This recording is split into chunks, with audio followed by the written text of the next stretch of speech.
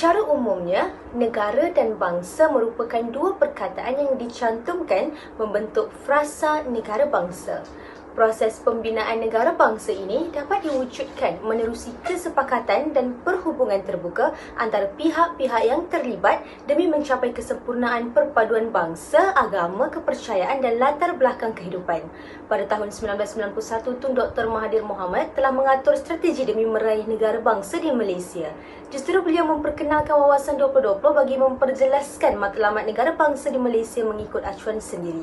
Perihal pendidikan, budaya dan ekonomi menjadi mekanisme kepada pencapaian matlamat tersebut. Melalui Hasan Ahmad 2004, Tun Dr. Mahathir bin Mohamad telah meletakkan 3 syarat utama dalam pembentukan negara bangsa. Berpandukan 3 syarat yang dinyatakan oleh Tun Dr. Mahathir bin Mohamad ini, ia menunjukkan bahawa negara Malaysia masih lagi tidak mencapai pembentukan negara bangsa. Sehubungan dengan itu, bagi menghuraikan syarat pertama, iaitu rakyat haruslah mengidentifikasikan diri mereka dengan negara ini, rakyat Malaysia haruslah berpegang teguh serta mendalami ilmu sejarah di Malaysia khususnya. Menurut Tun Dr. Mahathir bin Mohamad, beliau menyatakan bahawa di Alaf Baharu terdapat banyak pengaruh luar yang mampu menghakis nilai patriotisme sehingga rakyat tidak mengidentifikasikan diri mereka di negara ini.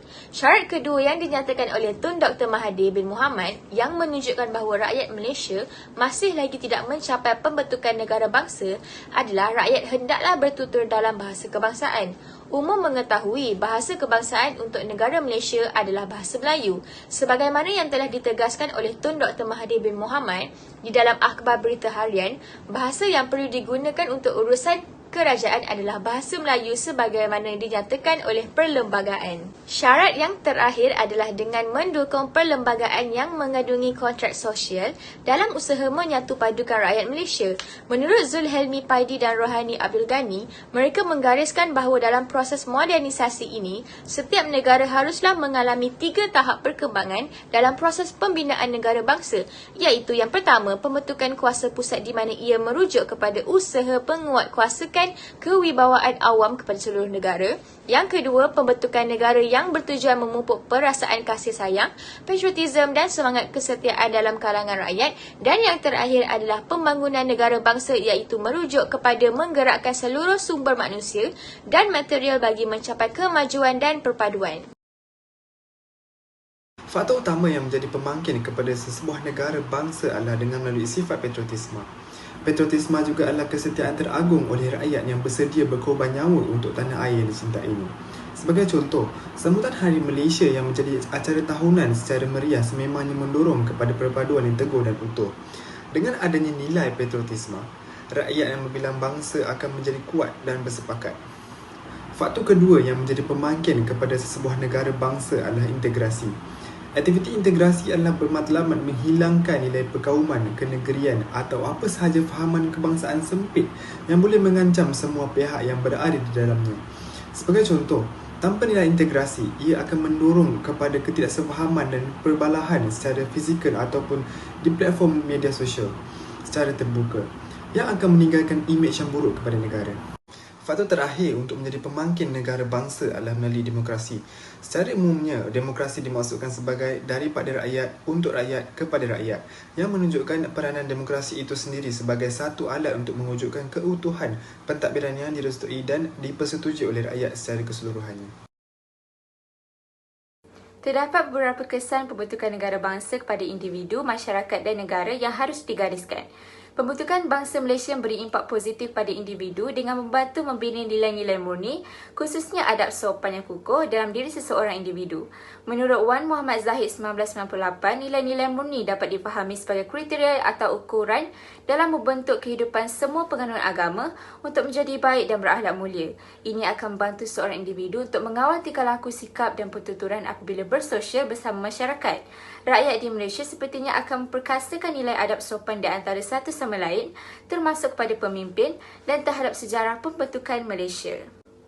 Sebagai contoh, kerajaan Malaysia telah berusaha untuk menubuhkan sebuah negara bangsa dengan memperkenalkan konsep satu Malaysia dengan moto rakyat didahulukan, pencapaian diutamakan, yang diilhamkan oleh Perdana Menteri Malaysia, Datuk Seri Najib Razak. Konsep ini merujuk kepada masyarakat majmuk di negara ini yang hidup saling berkongsi wawasan, matlamat, impian tanpa mengira fahaman agama, ideologi politik, status ekonomi maupun sosial, kepelbagaian budaya dan sebagainya dalam mewujudkan keharmonian negara secara berterusan. Dari segi masyarakat pula, kesan yang akan dilihat adalah dapat mewujudkan masyarakat yang bersatu padu dan mempunyai semangat cintakan negara. Sifat ini dapat diterbitkan menerusi nilai patriotisme yang bermaksud kecintaan seseorang kepada tanah tumpahnya atau negaranya.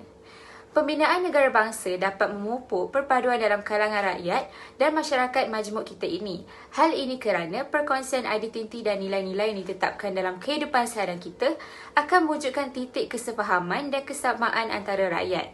Selain itu, dapat mencerminkan rakyat Malaysia yang saling bekerjasama bermuafakat berdikari dan menghayati satu visi untuk membina satu negara bangsa. Di samping itu, bertolak ansur adalah salah satu kesan kepada masyarakat dan dapat membantu banyak persefahaman serta meningkatkan tahap integrasi antara kaum di Malaysia. Selain itu, bertolak ansur akan beri harapan kepada generasi yang akan datang supaya dapat mengamalkan sikap toleransi atas pengorbanan besar yang telah dibuat bagi memastikan keharmonian sentiasa terjaga. Kesan kepada negara ialah mempamerkan kemegahan serta kemajuan negara di seantero dunia. Jika Malaysia mampu mencapai pembentukan negara bangsa ini, Malaysia akan menjadi satu negara yang akan dipandang tinggi oleh negara lain dan ianya akan menjadi lebih megah. Sebagai contoh, seusai tamat pilihan raya umum ke-10 di Malaysia, Datuk Seri Anwar Ibrahim telah dilantik sebagai Perdana Menteri Malaysia yang ke-10. Telah mendapat panggilan penghormatan daripada beberapa buah negara iaitu Presiden Turki, Perdana Menteri Singapura dan Presiden Indonesia. Selain itu, penerapan konsep negara bangsa sangat penting untuk dipupuk dalam setiap kalangan rakyat di sebuah negara kerana ia akan menjamin keharmonian negara tersebut. Keharmonian negara adalah satu perkara yang perlu ada dalam sesebuah negara tersebut untuk menjadi keselamatan rakyat sama ada dari ancaman luar maupun ancaman dalaman. Pada perspektif Islam, ianya bermula dari zaman Nabi Muhammad SAW yang mencetuskan perubahan asasi lagi menyeluruh kepada cara hidup orang Arab. Zaman ini berjaya merubah pola kesetiaan kepada kabilah-kabilah yang berpecah belah kepada tauhid dan munculnya satu perpaduan dalam konsep ummah dan lahirnya negara Islam di Madinah. Dari sudut pandangan Islam, konsep bangsa yang dikenali pada masa kini diperkenalkan sebagai ummah, iaitu ummah yang beragama Islam yang menjadi satu dan bersaudara. Pada zaman pembukaan kota Mekah, sebahagian besar kabilah-kabilah di semenanjung tanah Arab memeluk agama Islam dan menjadi anggota ummah tersebut. Penegakkan konsep ummah ini merupakan kejayaan besar dalam menukarkan sistem berkabilah kepada sistem pemerintahan negara universal di semenanjung tanah Arab. Seterusnya, pembentukan kerajaan Islam adalah berasaskan diplomasi, musyawarah dan permuafakatan. Pembentukan negara juga disebabkan wujudnya kerjasama antara pemimpin dengan pemimpin dan antara pemimpin dengan rakyat. Satu fakta sejarah yang membuktikan bahawa pembentukan negara bangsa adalah pada masyarakat Madinah di bawah pimpinan Rasulullah SAW yang mempunyai satu komuniti yang berbilang kaum, etnik dan agama dalam satu sistem bernegara. Sistem politik Islam mengiktiraf kebebasan dan kemerdekaan dalam mengikuti agamanya, menjaminkan keselamatan harta benda dan hak rakyat untuk mewujudkan kesejahteraan ekonomi rakyat. Hal ini merujuk kepada negara Malaysia yang mempunyai masyarakat majmuk yang terdiri daripada pelbagai bangsa iaitu Melayu, Cina, India dan etnik minoriti yang lain. Etnik-etnik tersebut sukar untuk disatukan kerana mempunyai perbezaan agama dan kebudayaan, hidup secara berasingan dalam kelompok masing-masing dan berlatar belakang pekerjaan dan ekonomi yang berbeza. Jelaslah bahawa negara Malaysia sewajarnya mengkaji serta mendalami perjuangan membina negara bangsa daripada perspektif Islam agar dapat diimplementasikan ke dalam sistem pentadbiran negara pada masa kini bagi mengecapi objektif pembentukan negara bangsa di Malaysia. Pada perspektif Barat pula, ianya tercetus pada hujung abad ke-18 dan 19. Kemunculan idea tentang hak rakyat kerajaan perlembagaan dan negara bangsa Idea-idea tersebut tercetus hasil daripada Revolusi Inggeris 1688, Perang Kemerdekaan Amerika 1776 dan Revolusi Perancis 1789. Seterusnya, proses pembentukan adalah mengikut sempadan rumpun bangsa serta kemunculan semangat nasionalisme berasaskan bangsa dan bukan lagi berasaskan keagamaan.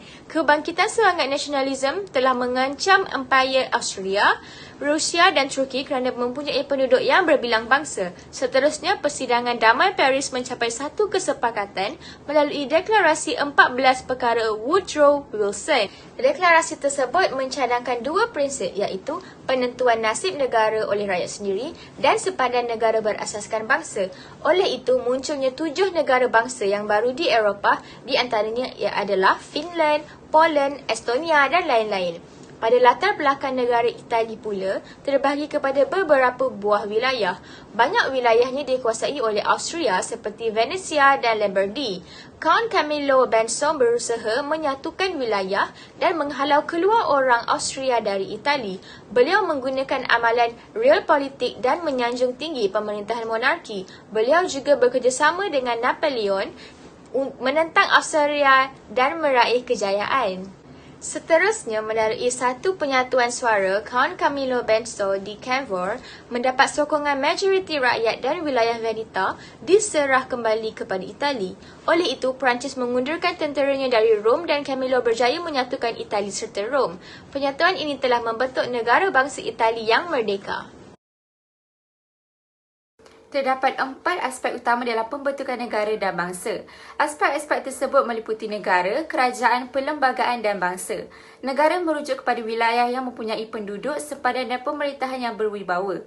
Negara Malaysia meliputi Semenanjung Malaysia, Sabah dan Sarawak. Ini juga merujuk pada institusi pemerintahan yang tersusun yang bertanggungjawab membuat dan melaksanakan keputusan politik serta menguatkuasakan undang-undang dan peraturan kerajaan. Sebagai contoh, Malaysia terdiri daripada Persekutuan Tanah Melayu. Kerajaan pula merujuk kepada institusi pemerintahan yang bertanggungjawab menggubal undang-undang dan dasar tertinggi negara. Selain itu, kerajaan juga bertindak sebagai penentu arah kehidupan masyarakat sebuah negara. Kerajaan Malaysia merujuk kepada 3 badan dalam pemerintahan iaitu meliputi Badan Pelaksanaan, Badan Perundangan dan Badan Kehakiman. Perlembagaan merangkumi peraturan tertinggi secara bertulis atau tidak bertulis yang menjadi rujukan dan panduan kepada kerajaan yang memerintah. Peraturan-peraturan yang terkandung dalam perlembagaan akan menjamin perlindungan ke atas seluruh rakyat, tidak mengira kaum, bangsa dan agama. Bangsa pula ialah sekumpulan manusia yang mendiami sesebuah wilayah. Selain itu, bangsa mempunyai persamaan dari segi bahasa, adat resam, kesenian dan pengalaman sejarah.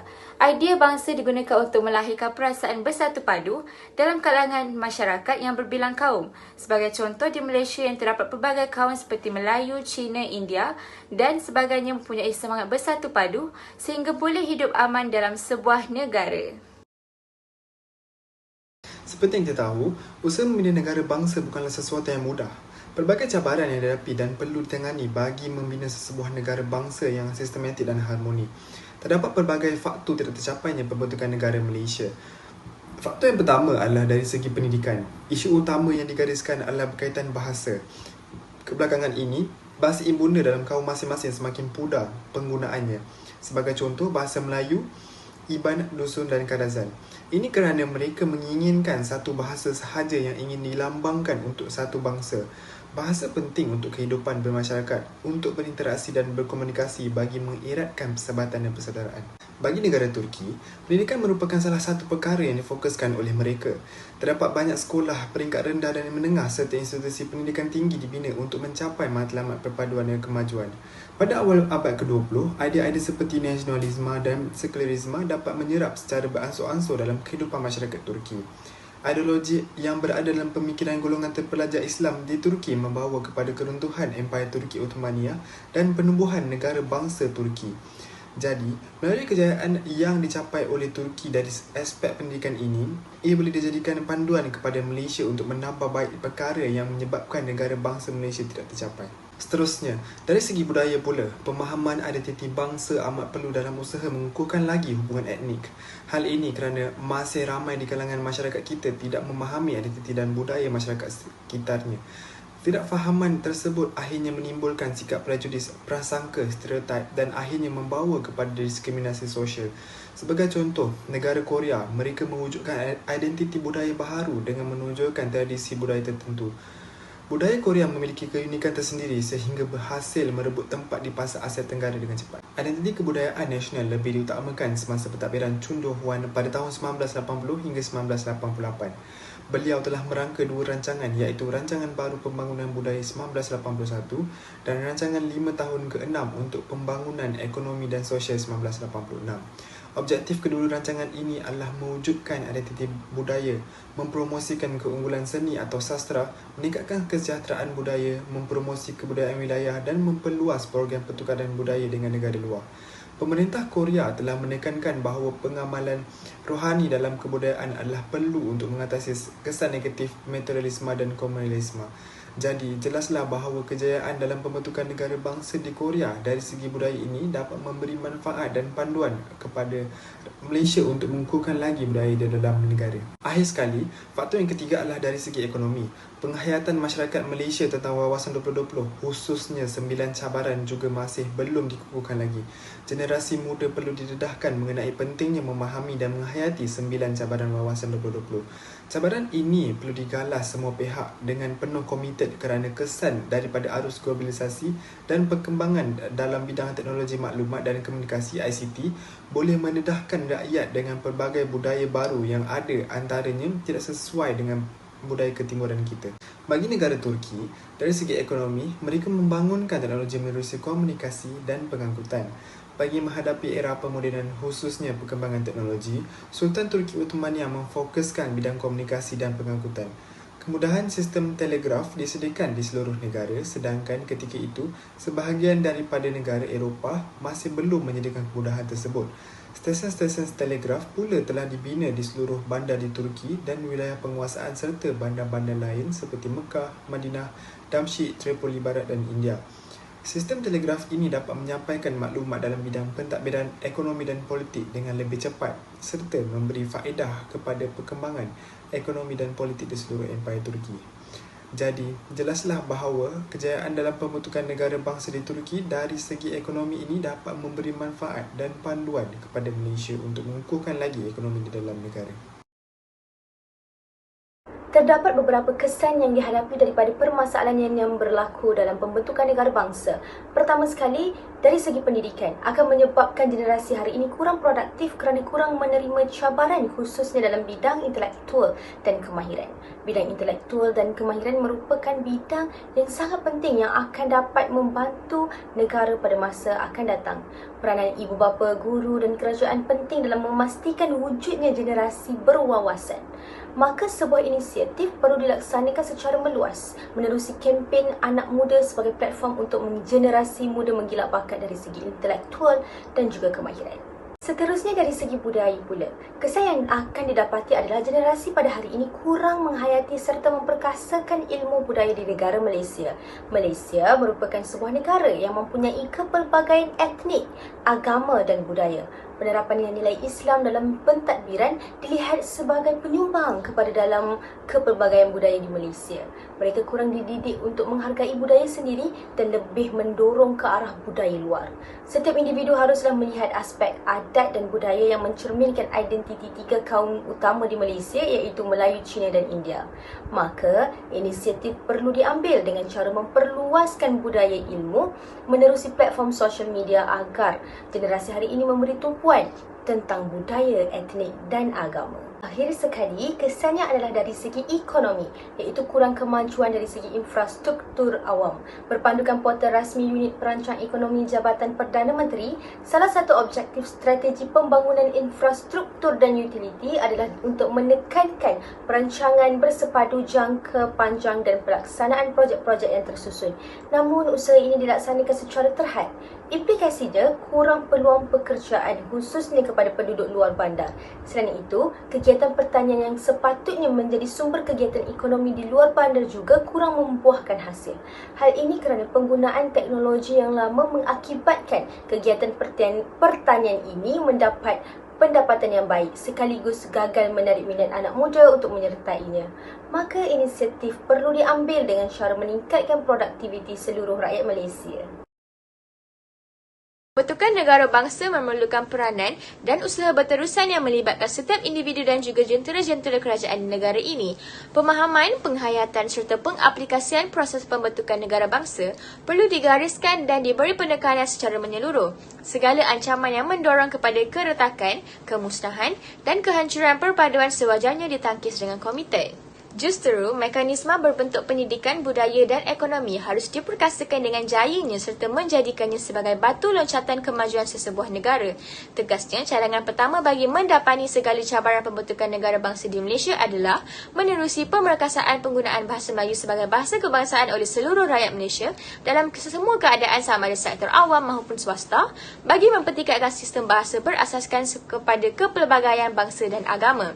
Rentetan itu, cadangan kedua adalah berpandangan jauh dengan menjadikan negara-negara maju yang lain sebagai model dan panduan. Sebagai contoh, negara Korea dan Jepun yang mengaplikasikan strategi nilai budaya dan tradisi tersendiri demi mempertabatkan bangsa.